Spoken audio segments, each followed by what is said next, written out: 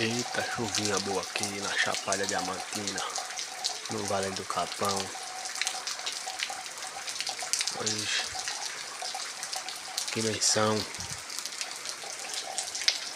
Chuvinha boa aqui caindo aqui agora nesse momento aqui hoje, dia 23 de abril. Bacana. Tá escuro para ver aqui a chuva, mas tá uma chuvinha boa.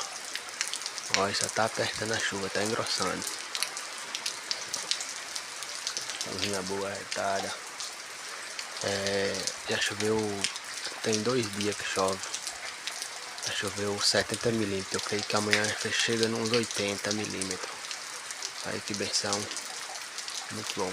E pessoal, não deixa de se inscrever no canal, dar um joinha, dar um like e fui.